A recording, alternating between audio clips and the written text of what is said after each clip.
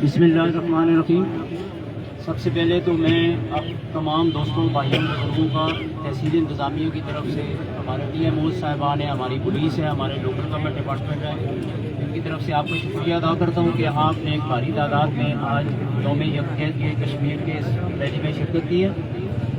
जैसा कि आप सबको मालूम है कि ये यौम यकजहत ये कश्मीर का दिन हम सन 2004-5 से मना रहे हैं और इसका मकसद दुनिया की अक़वाम मुत्तहिदा के सामने और दुनिया की बाकी अक़वाम के सामने हमने अपना एक पुरअमन एहतजाज रिकॉर्ड कराना, जो कि मुहज़्ज़ब कौमों का एक तरीक़ाकार है।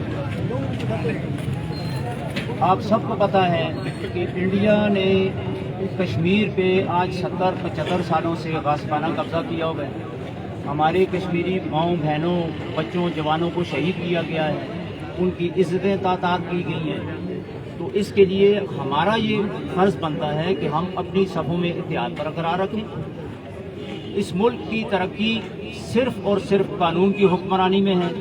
आप तमाम भाइयों दोस्तों से मेरी ये गुजारिश है कि अपने मुल्क के कवानीन का एहतराम करें, उन पर अमल दरामद करें ताकि हम तरक्की कर सकें। जो कौमें अपने मुल्क के कवानीन का एहतराम नहीं करती, जिस मुल्क में रूल ऑफ लॉ नहीं होता, वो मुल्क कभी तरक्की नहीं करता। तो मेरा आज के दिन के हवाले से आप लोगों को सिर्फ यही एक पैगाम है कि अपनी सफ़ों में इत्तेहाद बरकरार रखें, एक दूसरे की मदद करें और इस मुल्क के कवानीन का एहतराम करें, उन पर अमल करें और अपने बाकी दोस्तों भाइयों घर में मोहल्ले में इसकी तरवीज करें ताकि हमारा मुल्क जो है वो तरक्की कर सके। बहुत बहुत शुक्रिया।